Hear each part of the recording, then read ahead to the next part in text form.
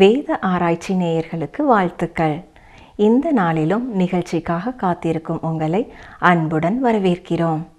இன்று நாம் மத்தேயு 11ஆம் அதிகாரம் 28ஆம் வசனம் முதல் 12ஆம் அதிகாரம் 37ஆம் வசனம் வரை கற்றுக்கொள்ள இருக்கிறோம். வேத ஆராய்ச்சி நிகழ்ச்சியை தொடர்ந்து கேட்டு வருகிற எங்களுக்கு அருமையான சகோதரனை சகோதரியே, கடந்த நிகழ்ச்சியிலே நாம் மத்தேயு எழுதின சுவிசேஷம் 11ஆம் அதிகாரம் 27ஆம் வசனம் வரை சிந்தித்தோம். இன்று மத்தேயு 11ஆம் அதிகாரம் 28ஆம் வசனம் முதல் பார்ப்போம். கவனியுங்கள். வருத்தப்பட்டு பாரம் சுமக்கிறவர்களே, நீங்கள் எல்லாரும் என்னிடத்தில் வாருங்கள், நான் உங்களுக்கு இளைப்பாறுதல் தருவேன்.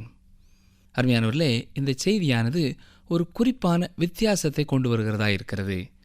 இந்த நேரம் வரை மனம் திரும்புங்கள், பரலோக ராஜ்யம் சமீபித்திருக்கிறது என்று பிரசங்கித்து வந்தார் இயேசு. ராஜாவான மேசியாவான தன்னுடைய அதிகாரத்தை அவர் வெளிப்படுத்தினார். ஆனாலும் மக்கள் அவரை மேசியாவாக ஏற்றுக்கொள்ளவில்லை. முன்பு சொன்ன அநேக பட்டணங்கள் அவரை ஏற்றுக்கொள்ளவில்லை. எருசலேமும் அவரை ஏற்றுக்கொள்ளவில்லை. இப்பொழுது தனது தேசமாகிய இஸ்ரவேலுக்கு தனது முதுகை காட்டுகிறார். இனிமேல் ராஜ்யத்தின் சுவிசேஷத்தை அவர் பிரசங்கிக்கப் போவதில்லை. இப்பொழுது அவர் சிலுவையை நோக்கி போகப் போகிறார். இது முதல் அவர் தனி மனிதர்களை அழைக்கிறார். இதைத்தான் மத்தேயு 11:28 முதல் 30ஆம் வசனம் வரை பார்க்கிறோம். இதுவரை இந்த அதிகாரத்திலே கூறப்பட்டிருந்த வாக்கியங்களை விட இந்த கடைசி 3 வசனங்கள் வித்தியாசமான மொழி நடையிலே இருக்கிறது. புயல்களின் மத்தியிலே இருந்து ஒரு அமைதலான ஒரு இடத்திற்கு வருவது போல தெரிகிறது. இருளிலிருந்து வெளிச்சத்திற்குள்ளே பிரவேசித்தது போல இருக்கிறது. இங்கே இயேசு கிறிஸ்துவனிடத்திலிருந்து புதிய செய்தி வருகிறது. இதுவரை இஸ்ரவேல் ஜனங்களையும் இஸ்ரவேல் தேசத்தையும் நோக்கி பேசிக் கொண்டிருந்த அழைத்து கொண்டிருந்த இயேசு இப்பொழுது தனி மனிதனை நோக்கி திரும்புகிறார். இனி ராஜ்யத்தை குறித்த பொதுவான அறிவிப்பு இல்லை. ரட்சிப்பு என்னும் இளைப்பாறுதலுக்கு தனி மனிதர்களை அழைக்க ஆரம்பிக்கிறார். நான் உங்களுக்கு இளைப்பாறுதல் தருவேன் என்கிறார். வருத்தப்பட்டு பாரம் சுமக்கிறவர்களை குறித்து அவர் பேசுகிறார். குறிப்பாக பாவ பாரத்தினாலே சோர்ந்து போனவர்களை அவர் அழைக்கிறார். இதே காரியத்தை தான் ஏசாயாவிலேயும் சங்கீத புத்தகத்திலேயும் நாம் பார்க்கலாம். ஏசாயா 1ஆம் அதிகாரம் 4ஆம் வசனத்தை பாருங்கள். ஐயோ, பாவமுள்ள ஜாதியும் அக்கிரமத்தால் பாரம் சுமந்த ஜனமும் பொல்லாதவர்களின் சந்ததியும் கேடு உண்டாக்குகிற புத்திரருமாயிருக்கிறார்கள். கர்த்தரை விட்டு இஸ்ரவேலின் பரிசுத்தருக்கு கோபம் உண்டாக்கி பின்வாங்கி போனார்கள். அது மட்டுமல்ல, சங்கீதம் 38:4 பாருங்கள். என் அக்கிரமங்கள் என் தலைக்கு மேலாக பெருகிற்று, அவைகள் பார சுமையைப் போல என்னால் தாங்கக்கூடாத பாரமாயிற்று. எனக்கு அருமையான சகோதரனே, பாவமானது மிகவும் பாரம் உள்ளது. அதை உங்களால் தாங்க முடியாது. உங்கள் பாவ பார சுமையை நீங்களே தாங்கிக் கொள்ள நினைப்பீர்கள் என்றால் உங்களால் அது முடியாது. பாவ பாரத்தை நாம் வைத்துவிட ஒரே ஒரு சரியான இடம் கிறிஸ்துவின் சிலுவையே. எனக்காகவும் உங்களுக்காகவும் பாவத்தின் பாரத்தை அவர் சிலுவையிலே சுமந்து தீர்த்தார். எனவேதான் பாவ பாரத்தை என்னண்டை கொண்டு வா என்று அழைக்கிறார். உன்னுடைய பாவத்திற்கான தண்டனையை அவர் சிலுவையிலே சுமந்து தீர்த்ததினாலே மன்னிக்க அவரால் முடியும். வருத்தப்பட்டு பாரம் சுமக்கிறவர்களே, நீங்கள் எல்லாரும் என்னிடத்தில் வாருங்கள், நான் உங்களுக்கு இளைப்பாறுதல் தருவேன். இது கிறிஸ்து மூலமாய் ஒரு பாவிக்கு கிடைக்கிற ரட்சிப்பிற்கான அழைப்பு. என் நுகத்தை உங்கள் மேலே ஏற்றுக்கொண்டு என்னிடத்தில் கற்றுக்கொள்ளுங்கள், அப்பொழுது உங்கள் ஆத்துமாக்களுக்கு இளைப்பாறுதல் கிடைக்கும். இது நடைமுறையிலான ஒரு விசுவாசியின் வாழ்க்கையிலே வரப்போகிற பரிசுத்தமாக்குதலை குறிக்கிறது. இயேசு கொடுக்கும் ஒரு ஓய்வு உண்டு. அதுதான் மீட்பு எனும் ஓய்வு. ஒரு விசுவாசியை அனுபவிக்கும் ஒரு இளைப்பாறுதல் உண்டு. அது இயேசு கிறிஸ்துவனிடத்திலே வாழ்க்கையை அர்ப்பணிப்பதனாலே கிடைக்கும் இளைப்பாறுதல். உங்களை எல்லாரும் கண்டுகொள்ள வேண்டும் என்பதை குறித்து நீங்கள் கவலைப்பட போகிறதில்லை. கிறிஸ்துவுக்காக உங்களை அர்ப்பணித்திருப்பீர்கள் என்றால் பதவிக்காக நீங்கள் ஓடி ஆடி திரிய மாட்டீர்கள்.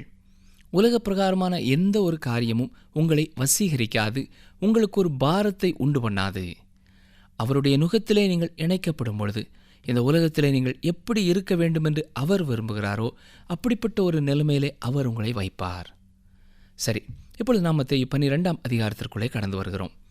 மீண்டுமாக மத்தேயுவிலே எப்படி சத்தியமானது ஒரு தொடர்ச்சியாக முன்னேறி கொண்டு போகிறது என்பதை கவனிக்க உங்களை நான் அன்போடு கேட்டுக்கொள்கிறேன்.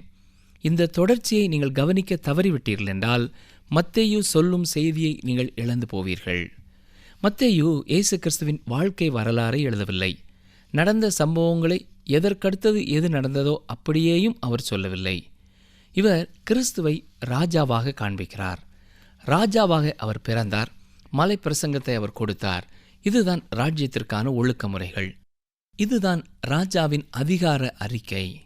தான் செய்த அற்புதங்கள் மூலமாக தனது வல்லமையை வெளிப்படுத்தினார். தனது அப்போஸ்தலர்களை உலகத்திற்குள்ளே அனுப்பினார். விளைவு என்ன? அவர் புறக்கணிக்கப்பட்டார். எனவே ராஜா பட்டணங்கள் மேலே நியாய தீர்ப்பை கூறி அறிவித்தார். இப்பொழுது இயேசு கிறிஸ்துவுக்கும் அந்நாட்களின் சமய தலைவர்களுக்கும் இடையிலே பிரச்சனை உண்டானது. குறிப்பாக பரிசேயர்களுக்கும் இயேசு கிறிஸ்துவுக்கும் இடையிலே எந்த காரியங்கள் நடைபெறுகிறது? முதலாவதாக அவரிடத்திலே நண்பர்களைப் போல இருந்தார்கள். இப்பொழுது ஓய்வு நாளை குறித்த கேள்விகளினாலே அவருக்கு எதிராக பேச ஆரம்பிக்கிறார்கள். இந்த ஓய்வு நாளை குறித்த கேள்வி 2 இடங்களிலே அவரிடத்திலே கேட்கப்பட்டது. ஒன்று திறந்த வெளியிலே அவர் இருந்தபொழுது கேட்கப்பட்டது. அடுத்ததாக அவர் ஜெப ஆலயத்திற்குள்ளே இருக்கும் பொழுது அது கேட்கப்பட்டது. இங்கே இயேசு கிறிஸ்து ஓய்வு நாளுக்கும் ஆண்டவராய் தான் இருப்பதை அறிவிக்கிறார். பாருங்கள், மத்தேயு 12ஆம் அதிகாரம் 1ஆம் வசனம். அக்காலத்திலே இயேசு ஓய்வு நாளில் பயிர் வழியே போனார். அவருடைய சீஷர்கள் பசியாயிருந்து கதிர்களை கொய்து தின்னத் தொடங்கினார்கள். இந்த சம்பவத்திலே இயேசு தாம் ஓய்வு நாளுக்கும் ஆண்டவர் என்று கூறுவதை நாம் பார்க்கலாம். ஓய்வு நாளை குறித்த தர்க்கத்திற்குள்ளே நாம் நுழையும் முன்பதாக சீஷர்கள் கதிர்களை கொய்து தின்னத் தொடங்கியதற்கான காரணத்தை பார்ப்போம். ஏன் அவ்வாறு அவர்கள் செய்தார்கள்? அவர்கள் பசியாயிருந்தார்கள். ஏன் அவர்கள் பசியாயிருந்தார்கள்? அவர்கள் இயேசு கிறிஸ்துவை பின்பற்றி வந்தபடினாலே பசியாயிருந்தார்கள். தன்னை பின்பற்றி வர விரும்பிய ஒரு வாலிபனிடத்திலே இயேசு கூறியது ஞாபகம் இருக்கிறதா? நரிகளுக்கு குழிகளும் ஆகாய்த்து பறவைகளுக்கு கூடுகளும் உண்டு, ஆனால் மனுஷகுமாரனுக்கோ தலை சாய்க்க இடமில்லை. ஆம் பிரியமானவர்களே, அந்த குறிப்பிட்ட காலகட்டத்திலே அவர்கள் பசியாக இருந்தார்கள். இயேசு கிறிஸ்துவும் பசியாய் பட்னியாய்த்தான் இருந்தார் என்பதை இது நமக்கு நினைவுபடுத்தும் ஒரு பகுதியாயிருக்கிறது. இந்த நேரத்திலே இயேசு கிறிஸ்து தனது சீடர்கள் செய்த காரியத்திற்காக முன்வந்து பேசுகிறார். இங்கேதான் அந்த சமய தலைவர்களோடு ஒரு பிரச்சனை ஆரம்பமாகிறது. வசனம் 2 பாருங்கள். பரிசேயர் அதை கண்டு அவரை நோக்கி, இதோ ஓய்வு நாளில் செய்யத்தகாததை உம்முடைய சீஷர்கள் செய்கிறார்களே என்றார்கள். பரிசேயருடைய கேள்வி என்ன? நீர் ஏன் இதை அனுமதிக்கிறீர் என்பதுதான் அவர்கள் கேள்வி. அதற்கு அவர் என்ன சொல்கிறார்? தாவீதும் அவனோடு இருந்தவர்களும் பசியாயிருந்த பொழுது செய்ததை நீங்கள் வாசிக்கவில்லையா என்று கேட்கிறார். இயேசு கிறிஸ்து குறிப்பிடும் இந்த சம்பவத்தை 1 சாமுவேலின் புத்தகம் 21ஆம் அதிகாரத்திலே முதல் 6 வசனங்களிலே பார்க்கலாம். சவுல் அரசனாக இருந்தபொழுது தாவீது அரசனாவதற்கான வாய்ப்பு இல்லாத சூழ்நிலையிலே இந்த சம்பவம் நடைபெற்றது. இப்பொழுதும் இயேசுவை ராஜாவாக மக்கள் ஏற்றுக்கொள்ளாத ஒரு சூழ்நிலையிலே இந்த சம்பவம் நடைபெறுகிறது. அவர்தான் மேசியா என்பதை யூத ஜனங்கள் ஏற்றுக்கொள்ளவில்லை. இப்பொழுது அவர் தன்னுடைய சீடர்களை பொறுப்பெடுக்கிறார். ஓய்வு நாளை அனுசரிக்க வேண்டுமோ இல்லையோ தன்னுடையவர்கள் அவருக்கு முக்கியமானவர்களாய் மாறுகிறார்கள். மோசேயினுடைய கற்பனையை மீறுகிறதா இருந்தாலும் தாவீது தன்னோடு இருந்த ஜனங்களுக்காக அன்று பொறுப்படுத்தான்.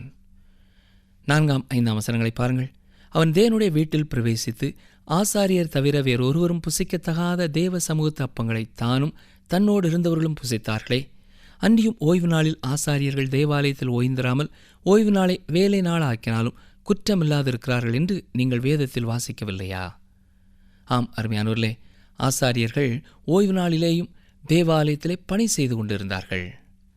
வசனம் 6, தேவாலயத்திலும் பெரியவர் இங்கே இருக்கிறார் என்று உங்களுக்கு சொல்லுகிறேன். அவர்கள் சமய வாழ்க்கையிலேயே மிக முக்கியமாக இருந்த தேவாலயத்திற்கு மேலே தன்னை அவர் உயர்த்தி காண்பிக்கிறார். பரிசேயர்களை பொறுத்தமட்டிலேயும் இது தேவ தூஷணமாகும். அவர் ஓய்வு நாளை ஆசரிப்பதிலிருந்து தவறியது மட்டுமல்ல, இப்பொழுது அவர் தேவ தூஷணமும் சொன்னதாக அவர்கள் எண்ணுகிறார்கள். வசனம் 7, பலியை அல்ல இரக்கத்தையே விரும்புகிறேன் என்பதின் கருத்து இன்னதென்று அறிந்திருந்தீர்களானால் குற்றமில்லாதவர்களை நீங்கள் குற்றப்படுத்த மாட்டீர்கள். இது எங்கே இருக்கிறது? ஓசியா 6ஆம் அதிகாரம் 6ஆம் வசனத்திலே இருக்கிறது. தனது சீடர்களுக்காக இயேசு கிறிஸ்து பரிந்து பேசுகிறார். அவர்கள் ஓய்வு நாளை ஆசரிக்க தவறவில்லை என்கிறார். ஏன்? வசனம் 8 பாருங்கள். மனுஷகுமாரன் ஓய்வு நாளுக்கும் ஆண்டவராய் இருக்கிறார் என்றார். அருமையான சகோதரனே சகோதரியே, தான் ஓய்வு நாளுக்கும் ஆண்டவர் என்று சொல்லும் பொழுது அந்த மக்கள் மிகவும் விசேஷித்து வைத்திருந்த ஒரு காரியத்திற்கு மேலாக அவர் தன்னை வைப்பதை அவர்கள் உணர்கிறார்கள். இந்த பரிசேயர்களுடைய கண்களுக்கு முன்பதாக இதைவிட ஒரு பெரிய காரியத்தை அவர் சொல்ல வேண்டியதில்லை. இந்த ஒரு காரியமே அவர்களுக்கு உள்ளே கசப்பையும் பகை உணர்வையும் ஏற்படுத்தி விடுகிறது. சரி, வயல்வெளியிலே நடந்ததை நாம் அப்படியே விட்டுவிடுவோம். இப்பொழுது தேவாலயத்திற்குள்ளே செல்வோம். அங்கேயும் இதே கேள்வி வருகிறது. பாருங்கள், மத்தேயு 12:9. அவர் அவ்விடம் விட்டு போய் அவர்களுடைய ஜெப ஆலயத்தில் பிரவேசித்தார். அங்கே சொல்லப்பட்டிருப்பது என்ன? அவர்களுடைய ஜெப ஆலயம். நம்முடைய ஜெப ஆலயம் அல்ல, அவர்களுடைய ஜெப ஆலயம். வசனங்கள் 10, 11. அங்கே சூம்பின கையையுடைய மனுஷன் ஒருவன் இருந்தான். அப்பொழுது அவர் மேல் குற்றம் சாட்டும்படிக்கு ஓய்வு நாளில் சொஸ்தமாக்குகிறது நியாயமா என்று கேட்டார்கள். அதற்கு அவர், உங்களில் எந்த மனுஷனுக்காகிலும் ஒரு ஆடு இருந்து அது ஓய்வு நாளில் குழியிலே விழுந்தால் அதை பிடித்து தூக்கிவிட மாட்டானோ? அருமையானவர்களே, இந்த சூம்பின கையையுடைய மனிதனை கொண்டு வந்து ஜெப ஆலயத்திற்குள்ளே வைத்து இயேசு கிறிஸ்துவுக்கு வலை விரிப்பதற்காக பரிசேயர்கள் செய்த ஒரு சதியோ என்ற எண்ணம் நமக்குள்ளே வருகிறது. உண்மையாகவே அவர்கள்தான் இதை செய்திருப்பார்கள் என்றால், இயேசு கிறிஸ்துவை எதிர்த்து நின்றவர்களும் அவரை குறித்த 2 காரியங்களை உண்மை என்று ஏற்றுக்கொள்கிறார்கள். எப்படி? முதலாவதாக, சுகவீனமானவர்களை சுகமாக்கும் வல்லமை அவருக்கு இருக்கிறது என்பதை ஒத்துக்கொள்கிறார்கள். ஏற்கனவே நான் கூறியது போல, இயேசு கிறிஸ்துவுக்கு எதிர்த்து நின்றவர்கள் அவருடைய குணமாக்கும் வல்லமையை குறித்து ஒரு முறையும் கேள்வி கேட்கவில்லை. எனவே என்ன தெரிகிறது? பரிசேயர்கள் இயேசுவின் குணமாக்கும் வல்லமையை ஒத்துக்கொண்டார்கள்.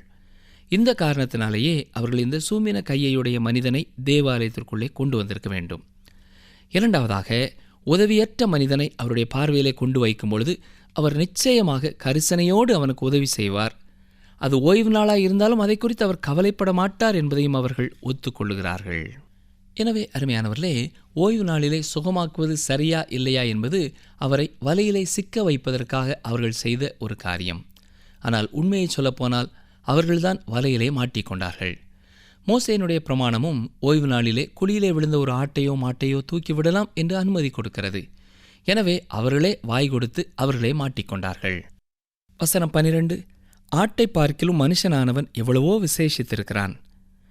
ஆதலால் ஓய்வு நாளிலே நன்மை செய்வது நியாயந்தான் என்று சொன்னார். அவருடைய பதில் எதுவாக இருந்தாலும் அவர் சூம்பின கையையுடைய மனிதனை சுகமாக்க வேண்டும் என்பதை குறித்து தீர்மானித்து விட்டார். வசனம் 13. பின்பு அந்த மனுஷனை நோக்கி, உன் கையை நீட்டு என்றார். அவன் நீட்டினான், அது மறு கையைப் போல் சொஸ்தமாயிற்று. ஆம் பிரியமானவர்களே, இயேசு அந்த சூம்பின கையையுடைய மனிதனை அந்த ஓய்வு நாளிலே குணமாக்கினார். அவர் நியாயப்பிரமாணத்தை மீறினாரா? இல்லை பிரியமானவர்களே, அவர் நியாயப்பிரமாணத்தை மீறவில்லை. சரி, தொடர்ந்து நாம் பார்க்க போவது என்ன? பரிசேயர்கள் இயேசு கிறிஸ்துவை கொலை செய்வதற்காக திட்டமிட ஆரம்பிக்கிறார்கள். இப்படிப்பட்ட வாக்குவாதங்களினாலே அந்த சமய தலைவர்களுக்கும் இயேசு கிறிஸ்துவுக்கும் இடையிலே ஒரு பிளவு உண்டாகிறது. அவரை அழிப்பதற்கு இப்பொழுதே அவர்கள் திட்டமிட ஆரம்பித்து விடுகிறார்கள். மத்தேயு 12:14. அப்பொழுது பரிசேயர் வெளியே போய் அவரை கொலை செய்யும்படி அவருக்கு விரோதமாய் ஆலோசனை பண்ணினார்கள். இந்த நேரம் வரை அந்த பரிசேயர்கள் எல்லாரும் அவருக்கு நண்பர்களைப் போலத்தான் இருந்தார்கள். அவரோடு ஒட்டிக்கொண்டு தங்களுக்கும் புகழ் கிடைக்க வேண்டுமென்று இவ்வளவு நாள் அலைந்தார்கள். ஆனால் அவர்களோடு கூட செல்வதற்கு இயேசு கிறிஸ்து இப்பொழுது மறுத்து விடுகிறார். எனவே அவர் அவர்களுக்கு எதிரியாகி போகிறார். ஓய்வு நாளை குறித்த கேள்வினாலே இந்த பிளவு உண்டாகிறது. வெளிப்படையாகவே அந்த பிரச்சனை உருவெடுக்கிறது. இந்த நேரம் முதல் இந்த பரிசேயர்கள் இயேசு கிறிஸ்துவை கொலை செய்வதற்காக திட்டம் தீட்ட ஆரம்பிக்கிறார்கள். அந்த நேரத்திலேயே அவரை கைது செய்ய நினைத்தார்கள். ஆனால் கூட்டத்தை குறித்த பயம் அவர்களுக்குள்ளே இருந்தது. வசனம் 15 என்ன சொல்கிறது? இயேசு அதை அறிந்து அவ்விடம் விட்டு விலகி போனார். திரளான ஜனங்கள் அவருக்கு பின் சென்றார்கள். அவர்கள் எல்லாரையும் அவர் சொஸ்தமாக்கி. பரிசேயருடைய செயலானது இயேசு கூட்டத்தை விட்டு விலகி போகும்படி செய்தது. குறிக்கப்பட்ட நேரம் வரும் முன்னதாக அவர்கள் அவரை தொட முடியாது. இங்கே நாம் கவனிக்க வேண்டிய உற்சாகமூட்டும் ஒரு செய்தி என்னவென்றால், இயேசு சிலரை மட்டுமல்ல, அவர்கள் எல்லாரையும் சொஸ்தமாக்கி என்று வாசிக்கிறோம். இவ்வாறு திரளான மக்களை இயேசு குணமாக்கினதினாலே ஏற்பட்ட விளைவுகளை நாம் கற்பனை செய்து கூட பார்க்க முடியவில்லை. உண்மையாகவே இது ஆச்சரியமான ஒரு காரியம். ஒன்று, அவர்கள் அவரை ஏற்றுக்கொள்ள வேண்டும், அல்லது அவரை புறக்கணிக்க வேண்டும். இந்த இரண்டிற்கும் இடையிலே ஒரு நிலையை வகிப்பது முடியாத காரியம். அருமையானவர்களே, இன்றும் இயேசு கிறிஸ்து சர்ச்சைக்குரிய ஒரு நபராயிருக்கிறார். எதிரியானவன் இன்னமும் அவர் பின்னாலேயே அவருக்கு எதிர்த்து நிற்கிறான். சில திரைப்படங்களும் அசுத்தமான புத்தகங்களும் அவரை இழிவாகத்தான் பேசிக் கொண்டிருக்கின்றன. என்னை கேட்டுக்கொண்டிருக்கிற எனக்கு அருமையான சகோதரனை சகோதரியே, நீங்களும் ஒன்று அவருடைய நண்பராயிருப்பீர்கள், அல்லது அவருக்கு எதிரியாகத்தான் இருப்பீர்கள். ஒன்று அவர் உங்களுடைய இரட்சகராக இருப்பார், அல்லது அவர் உங்களுக்கு நியாயாதிபதியாக இருப்பார். இயேசு கிறிஸ்துவை உங்களுடைய வாழ்க்கையிலே நீங்கள் தவிர்க்கவே முடியாது. ஏராளமான மக்களை இயேசு குணமாக்கினார். சரி, தொடர்ந்து வசனம் 16 பாருங்கள். தம்மை பிரசித்தம் பண்ணாதபடி அவர்களுக்கு கண்டிப்பாய் கட்டளையிட்டார். இயேசு கிறிஸ்து இந்த உலகத்திலே அற்புதங்களை செய்வதற்காக மட்டும் வரவில்லை, மேசியாவாக தன்னை வெளிப்படுத்த வந்தார். அவர் புறக்கணிக்கப்பட்ட பொழுது இந்த உலகத்தின் இரட்சகராகும்படி சிலுவையை நோக்கி முன்னேறினார். அவர் அநேக அற்புதங்களை செய்தபடியினாலே திரளான மக்கள் அவரை சூழ்ந்து கொண்டார்கள். எனவே அவர் தான் விரும்பியபடி தனது ஊழியத்தை நிறைவேற்ற முடியவில்லை. மத்தேயு 12ஆம் அதிகாரம் 17 முதல் 20 வசனங்களை பாருங்கள். ஏசாயா தீர்க்கதரிசினால் உரைக்கப்பட்டது நிறைவேறும்படி இப்படி நடந்தது. அவன் உரைத்ததாவது, இதோ நான் தெரிந்து கொண்ட என்னுடைய தாசன், என் ஆத்மாவுக்கு பிரியமாயிருக்கிற என்னுடைய நேசன், என் ஆவியை அவர் மேல் அமர பண்ணுவேன். அவர் புறஜாதியாருக்கு நியாயத்தை அறிவிப்பார். வாக்குவாதம் செய்யவும் மாட்டார், கூக்குரலிடவும் மாட்டார். அவருடைய சத்தத்தை ஒருவனும் வீதிகளில் கேட்பதும் இல்லை. அவர் நியாயத்திற்கு ஜெயம் கிடைக்க பண்ணுகிற வரைக்கும் நெறிந்த நாணலை முறியாமலும் மங்கி எரிகிற திரியை அணையாமலும் இருப்பார். ஆம் பிரியமானவர்களே, நெறிந்த நாணலை அவர் முறிப்பதில்லை. அதற்கு பதிலாக அந்த நாணலை கட்டி அதை சரி செய்வார். யார் யார் அதற்கு அனுமதி கொடுக்கிறார்களோ அவர்களுக்குத்தான் அதை செய்வார். மங்கி எரிகிற திரியையும் அவர் அணைக்கிறதே இல்லை. ஆனால் தொடர்ந்து அது அவரை புறக்கணித்து கொண்டே இருக்குமென்றால் அந்த மங்கி எரிகிற திரியானது நியாய தீர்ப்பாக வெடிக்கும்.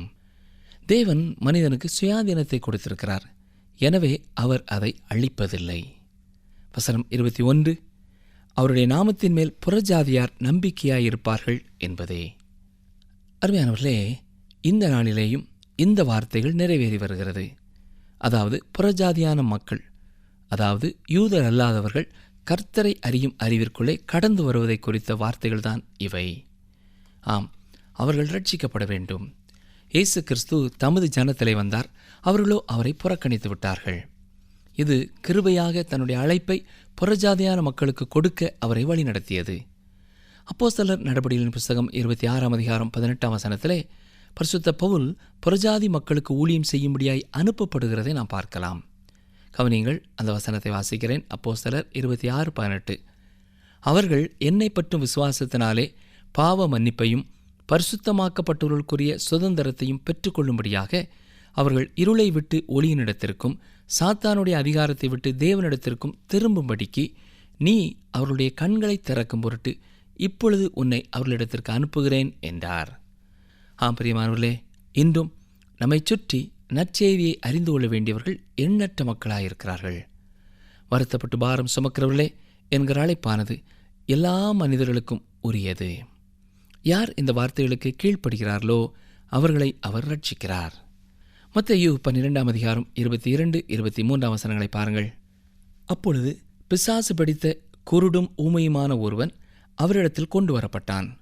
குருடும் ஊமையுமானவன் பேசவும் காணவும் தக்கதாக அவனை சொஸ்தமாக்கினார். ஜனங்கள் எல்லாரும் ஆச்சரியப்பட்டு, தாவீதின் குமாரன் இவர்தானோ என்றார்கள். வேறு வார்த்தைகளிலே சொல்ல வேண்டுமென்றால், இவர்தான் நம்முடைய மேசியா என்பதற்கான எல்லா ஆதாரமும் அவரிலே காணப்படுகிறதே என்பதுதான் அது. மரித்த ஒருவரை உயிரோடு எழுப்புவதைப் போல இந்த அற்புதமும் விசேஷமான அற்புதமாயிருக்கிறது.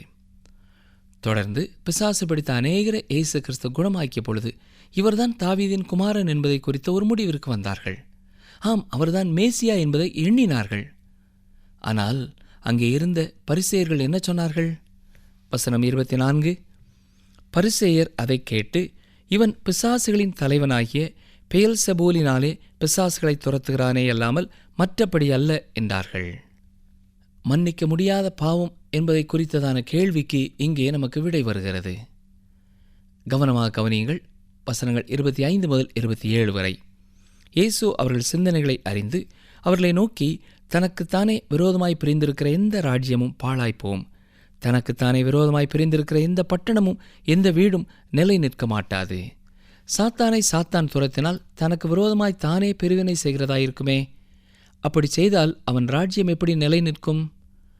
நான் பெயல்செபூலினாலே பிசாசுகளை துரத்தினால் உங்கள் பிள்ளைகள் அவைகளை யாராலே துரத்துகிறார்கள்? ஆகையால் அவர்களே உங்களை நியாயம் தீர்க்கிறவர்களாயிருப்பார்கள். நிகழ்ச்சியை கேட்டுக்கொண்டிருக்கிற அருமையான சகோதரனே, சகோதரியே, அவருடைய பிள்ளைகள் என்று சொல்லும் பொழுது இயேசுவின் சீடர்களை இது குறிக்கிறதா இருக்கிறது. அவர்களும் பிசாசுகளை துரத்தினார்கள். எனவேதான் இயேசு அவர்களே உங்களை நியாயம் தீர்க்கிறவர்களாக இருப்பார்கள் என்று சொன்னார். வசனம் 28, நான் தேவனுடைய ஆவியினாலே பிசாசுகளை துரத்துகிறபடியால் தேவனுடைய ராஜ்யம் உங்களிடத்தில் வந்திருக்கிறதே. மேசியாவின் வடிவிலே தேவனுடைய ராஜ்யம் உங்களிடத்தில் வந்திருக்கிறது. நான் இங்கேதான் இருக்கிறேன். பிசாசுகளை துரத்தும் வல்லமை எனக்கு பரலோகம் கொடுத்த அதிகாரம் என்பதை வெளிப்படுத்துகிறார். வசனங்கள் 29 முதல் 32 வரை பார்க்கும் பொழுது மன்னிக்கப்படாத பாவம் என்ற ஒன்றை குறித்து அவர் சொல்கிறார். நிகழ்ச்சியை கேட்டுக்கொண்டிருக்கிற சகோதரனை சகோதரியே, கடந்த நாட்களிலே நாம் செய்த எந்த ஒரு பாவத்தையும் இன்று இயேசு மன்னிக்காமல் இருக்க முடியாது. ஏனென்றால் அவர் நம்முடைய எல்லா பாவங்களுக்காகவும் மரித்தார். மனிதனுடைய இருதயத்திலே இயேசு தரும் ரட்சிப்பை உண்மையாக்கும்படியாகவே பரிசுத்த ஆவியானவர் இந்த உலகத்திலே வந்தார். பரிசுத்த ஆவியானவர் உங்களிடத்திலே பேசும்பொழுது அதற்கு நீங்கள் எதிர்த்து நிற்பீர்கள் என்று சொன்னால் அதற்கு மன்னிப்பு இல்லை. அதுதான் இதன் பொருள். ரட்சிப்பை புறக்கணிக்கும் ஒருவருக்கும் மன்னிப்பு இல்லை. ஏனென்றால் பரிசுத்த ஆவியானவர் தான் இந்த ரட்சிப்பு எத்தனை அவசியமானது, எத்தனை உண்மையானது என்பதை உங்களுக்கு வெளிப்படுத்துகிறார். அவரையே நீங்கள் புறக்கணிக்கும் பொழுது அவர் வேறு எதுவும் செய்ய முடியாது. உங்களை உயிர்ப்பிப்பது பரிசுத்த ஆவியானவருடைய ஒரு பணியே. மார்க் எழுதின சுவிசேஷம் 3ஆம் அதிகாரத்திலே மன்னிக்க முடியாத பாவத்தை குறித்து சொல்லும் பொழுது பரிசுத்த ஆவியானவருடைய பணியை பிசாசினுடைய செயலுக்கு ஒப்புவிப்பது மன்னிக்கப்பட முடியாதது என்று கூறுகிறார். எனவே அவருடைய சாட்சியை குறித்தும் பரிசுத்த ஆவியானவரை குறித்தும் மக்கள் புறக்கணித்தார்கள். அருமையானவர்களே, அந்த குறிப்பிட்ட பாவத்தை இப்பொழுது வாழுகிற யாரும் செய்ய முடியாது. ஏனென்றால் அந்த பாவமானது இயேசு கிறிஸ்து பூமியிலே இருந்த பொழுது செய்யப்பட்டது. மன்னிக்கப்பட முடியாத எந்த பாவமும் இப்பொழுது நீங்கள் செய்ய முடியாது. ஆனாலும் நீங்கள் பரிசுத்த ஆவியானவருக்கே எதிர்த்து நிற்பீர்கள் என்றால் உங்களுக்கு மன்னிப்பு இல்லை. ஏனென்றால் அவர் மன்னிப்பைத்தான் உங்களுக்கு கொண்டு வருகிறார். அதை நீங்கள் நிராகரிக்கும் பொழுது நீங்கள் தான் மன்னிப்பை இழந்து போகிறீர்கள். இது எப்படி இருக்கிறது என்றால், ஒரு மனிதன் ஒரு குறிப்பிட்ட வியாதியினாலே மரணத்தை நோக்கி போய்க் கொண்டிருக்கிறான். அப்பொழுது ஒரு வைத்தியர் அவனிடத்திலே வந்து அதற்கான மருத்துவம் இதுதான் என்று சொல்கிறார். ஆனால் மருத்துவத்தை எடுக்க மறுக்கிற மனிதன் மரணத்திற்குள்ளே கடந்து செல்கிறான். அவன் வியாதியினாலே சாகவில்லை, அவனுக்கு கொடுக்கப்பட்ட மருத்துவத்தை அவன் எடுத்துக்கொள்ளாதபடினாலே மரித்து போகிறான். ஆம் பிரியமானவர்களே, பாவம் என்கிற வியாதிக்கு மருந்தாக பரிசுத்த ஆவியானவர் ரட்சிப்பை கொண்டு வருகிறார். அதை நீங்கள் எதிர்த்து நிற்பீர்கள் என்றால் அதற்கு வேறு மருந்தே கிடையாது. பாவம் மன்னிக்கப்படாமல் போகுமென்றால் அது ஒன்றே காரணமாகும். 34ஆம் வசனத்திலே விரியன் பாம்பு குட்டிகளே என்று இயேசு சொல்கிறார். இதே வார்த்தைகளை தான் யோவான் ஸ்நானகனும் அவர்களை குறித்து சொன்னான். அது மட்டுமல்ல, கிணற்றில் இருப்பது வாளியிலே வரும் என்று சொல்லுவோம் இல்லையா? அதே போலத்தான் இருதயத்தின் நிறைவினாலே வாய் பேசும்.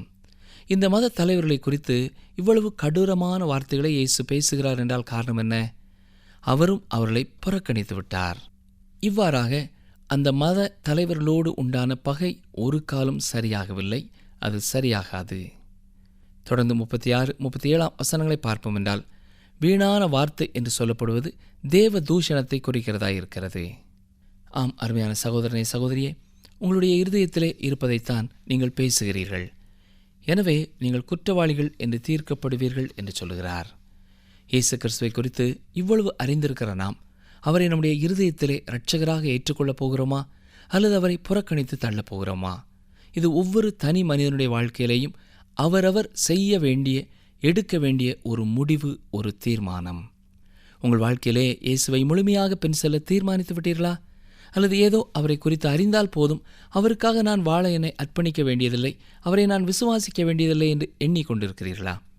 இயேசு கிறிஸ்துவை உங்கள் உள்ளத்தின் ஆழத்திலிருந்து பரிபூர்ணமாக நீங்கள் விசுவாசிப்பீர்கள் என்றால் அவர் உங்கள் உள்ளத்திலேயும் வந்து உங்கள் பாவக்கரைகளையும் இன்றே போக்கி பாவ பாரத்தை மாற்றி மெய்யான சமாதானத்தையும் மெய்யான சந்தோஷத்தையும் நீங்கள் விசுவாசிக்கும் நொடி பொழுதிலேயே தர ஆவல் உள்ளவராயிருக்கிறார். தீர்மானிக்க வேண்டியது உங்களுடைய பொறுப்பு. கர்த்தர் தாமே இந்த கிருபையை நீங்கள் ஏற்றுக்கொள்ள உங்களுக்கும் உங்கள் குடும்பத்திலுள்ள ஒவ்வொருவருக்கும் உதவி செய்வாராக. ஆமேன். இஸ்ரவேல் தேசத்தை நோக்கி பேசிக்கொண்டிருந்த இயேசு கிறிஸ்து இப்பொழுது தனி மனிதர்களை ரட்சிப்பு என்னும் இளைப்பாறுதலுக்கு அழைக்கிறார். பாவமானது மிகவும் பாரமுள்ளது. இந்த பாரத்தை நாம் கிறிஸ்துவின் சிலுவையிலே வைப்பதுதான் சரியான இடம். இயேசு கொடுக்கும் ஒரு ஓய்வு உண்டு. அதுதான் மீட்பு என்னும் ஓய்வு. நீங்கள் இயேசுவின் நுகத்திலே இணைக்கப்படும் பொழுது இந்த உலகத்திலே எப்படி இருக்க வேண்டும் என்று அவர் விரும்புகிறாரோ அப்படிப்பட்ட நிலைமையிலே அவர் உங்களை வைப்பார். இயேசு சிலரை மட்டுமல்ல, எல்லாரையும் சுஸ்தமாக்கினார். இன்று நீங்கள் ஒன்று இயேசுவின் நண்பராக இருப்பீர்கள் அல்லது அவருக்கு எதிரியாகத்தான் இருப்பீர்கள். ஒன்று அவர் உங்களுக்கு இரட்சகராகத்தான் இருப்பார் அல்லது அவர் உங்களுக்கு நியாயாதிபதியாக இருப்பார். நீங்கள் இயேசு கிறிஸ்துவை உங்கள் வாழ்க்கையிலே தவிர்க்கவே முடியாது. தேவன் மனிதனுக்கு சுயாதீனத்தை கொடுத்திருக்கிறார். எனவே அதை அவர் அழிப்பதில்லை. இரட்சிப்பை புறக்கணிக்கும் ஒருவருக்கும் மன்னிப்பு இல்லை. நீங்கள் பரிசுத்த ஆவியானவருக்கு எதிர்த்து நிற்பீர்கள் என்றால் உங்களுக்கு மன்னிப்பு இல்லை.